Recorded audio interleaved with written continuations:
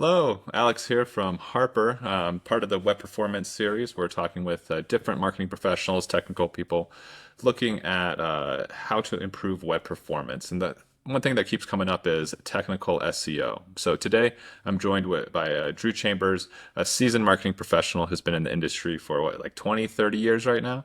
Quite a while. So how are you doing today, Drew? Doing great. Thanks, Alex. I'm excited to do this. Thanks for joining the call. I wanted to like zoom in today on technical SEO and kind of what that means and what does that mean in relation to like what often people think of as SEO and how is technical SEO different? Yeah, well, I think technical SEO you could think of as really just a subsection of, search engine optimization, which has been around since the dawn of the internet and search engines. I think technical SEO, as we talk about it today, is really kind of a return to what things used to be. So when, SEO first began, it was all about, the H1s and the H2s and metadata and how you were essentially indicating to, and we'll use Google as the example here because Google is the biggest search engine in the world, but like how you were relaying information to Google. Now, as Google got a lot more sophisticated and as they started, as its crawlers started to be able to handle and ingest a lot more information, technical SEO started to sort of fall by the wayside in favor of content. And so, what you probably have heard if you're a brand listening or an engineer is that over the last decade or so, the marketing team has really kind of taken on the SEO component and has pushed. Well, let's just create content. Let's create blog posts and videos and things like that. Because essentially, what Google wants is answers to the questions that people are asking, and we just need to be as relevant as possible, and we need to be fresh, and we need to, and it's managed by an in-house team, or maybe it's an agency, and the agency's saying like, well, we'll get you a bunch of backlinks, and we'll do some things to help your domain authority, and you'll be all set. And that's sort of what SEO was for a long period of time. And I think we're starting to see the pendulum shift back more towards the technical components of search engine optimization, where brands and companies are really starting to say, like, okay, what does my page speed look like? What does my performance look like? Google is prioritizing mobile first experiences. So what does a mobile load speed look like? What does my mobile landing page experience for the user look like? Do I have schema? Am I telling Google exactly what's on this page? Am I creating snippets and rich structured data that can then be ingested in a variety of different ways to further amplify, the pillars of what we would consider SEO, which is the E, E, A, and T, right? So that's expertise, experience, authoritativeness, and trustworthiness, if I remember correctly. So that was like what you're essentially trying to send from a signal back to Google. So I think that's a little bit of like where we are. It's all part and parcel of the same thing, but this is the area where I think there's the most opportunity for improvement for brands over the next several years, particularly as Google's not going anywhere. It's 43% of organic traffic as Google continues to push people towards Performance Max and shopping tiles, and as commerce drives in that direction of really trying to get people to click on those tiles and have as much information as possible on those tiles, this only becomes more important. So looking at like kind of what Google measures then, like what are those metrics that Google's looking at and what are those metrics that we need to improve here? Yeah, so I want to say probably starting around 2020, Google introduced Core Web Vitals as sort of like a big barometer of what needs to be improved for your website to rank highly in the auction. And so again, think of everything as like every time a search is made, every time you want to run an ad, there's an auction, or essentially the algorithm is running and determining where you should be surfaced in what's called the SERP, so the search engine ranking page, results page. And so what Google said is like, hey, we're going to give you some of the information around what those metrics are that you should try to optimize towards. And so these are things like largest contentful paint, or which is LCP, or a cumulative layout shift, which is CLS, or interaction to next paint, INP. And essentially all of these are measures of sort of like, how quickly is your page loading, and then how quickly can somebody start to interact with the page? And the easiest way to think about this is that you want your customer or your visitor to be able to interact as quickly as possible with a page. You want that page to render quickly, and you want them to be able to interact with that page very quickly. So add something to their cart, go to checkout, every step of the way, you want that to be as seamless as possible, because one, our attention spans are incredibly short, and two, every additional millisecond in any one of those processes essentially introduces doubt into the consumer's mind. I can wait. I can find it cheaper. I can go back. You know, you want all of those pieces to be as performant as possible, not only for what we would consider, CRO, so conversion rate optimization, but for SEO. Google has aligned everything to say speed is a huge component of this. As an aside, you can actually see like the landing page experience ranking. If you look in like Google Ads, you will see rankings based on how performant and relevant your pages are to the keywords or the products that you're trying to rank against. So that's an important factor, and I would say, really the biggest priority. Now, there's a whole other subset of things that Google has said that it wants you to be including, metadata, those, traditional tags, any of the like site schema, so markups. So think of like, structured data, FAQs, product reviews. From a schema standpoint, reviews have just exploded in importance. So those are other things that you'll want to consider in the technical side of things. Okay, so it sounds like a lot of these things are often beyond the scope of what a traditional marketing team can impact. It seems like we need developers to come in here and to make these changes. Well, how can the teams really start to get buy-in from the technical side to move these changes forward? Like, how do they get that executive leadership to kind of come down and say, this is a priority for our team? Yeah, that's a great question, and I think I don't know that there's one good answer to that, but I think understanding the sheer volume and importance of this as a channel, right, for discovery. We often talk about SEO from a discovery standpoint, right? Somebody's searching for a barbecue grill, and okay, and now I've discovered this brand.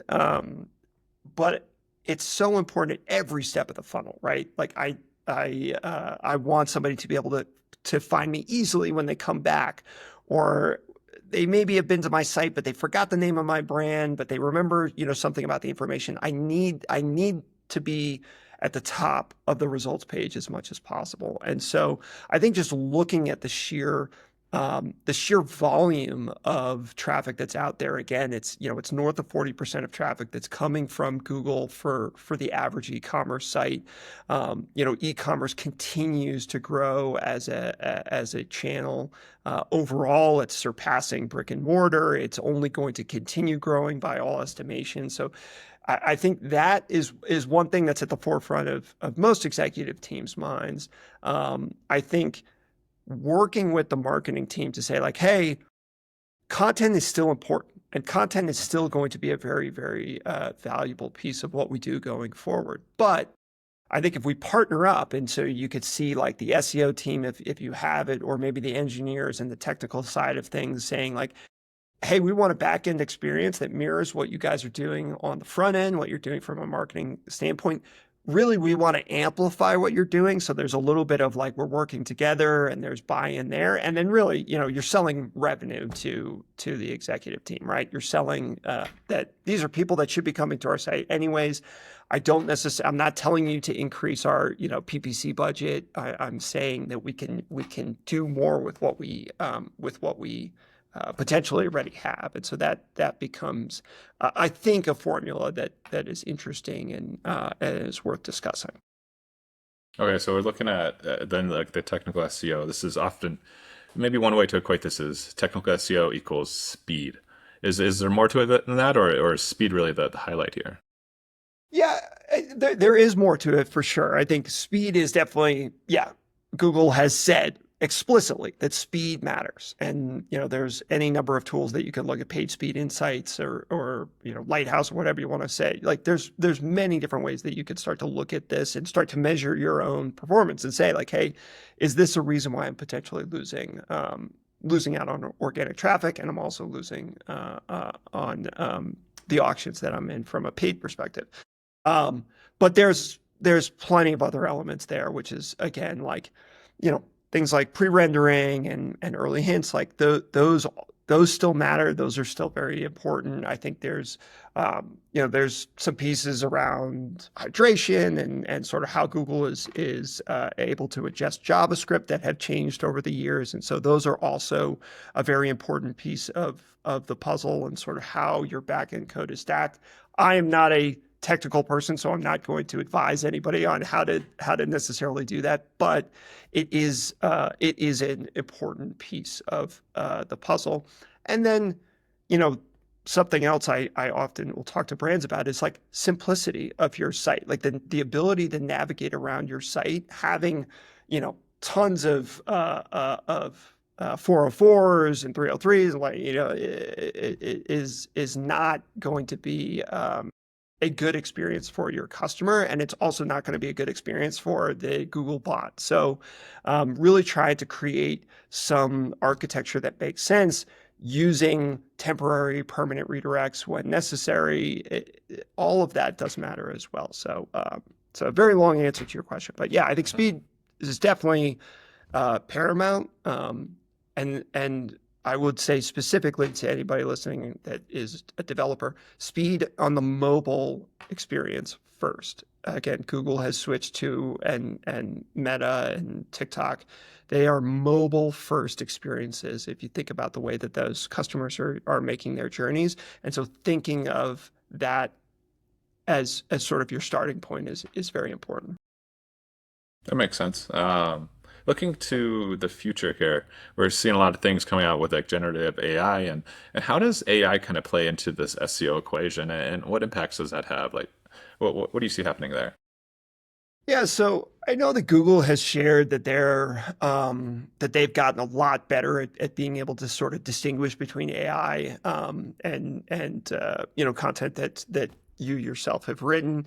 And so they don't explicitly say that you can't use AI content. I think it's important to make sure that any AI content that you are using is pushed through the lens of the explicit answers that you are trying to deliver, or the specific questions that you're trying to answer is probably a better way of saying that, because the relevancy of the landing page is still so important to your rankings. And so be careful as you're using AI. Make sure that the information is accurate. Make sure that you're still using some like traditional methods of authority, where you're using citations and backlinks, and you're effectively and then tell your technical team, like, I want to make sure that we're passing that information back to Google, right? So that's the sort of the markup of the page is passing through that information to say like, hey, this is backlink, this is cited, and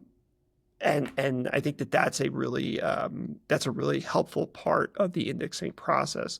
I would say continue to use Google Search Console as a tool to understand like, what are people coming to my site for? Let me make more content around those things that we seem to have a lot of traffic on, or the things that we want to get better on. But this is an ever shifting landscape, and so I'm sure in the next 3 months we'll hear some more updates about like how AI is being used, and how it changes things.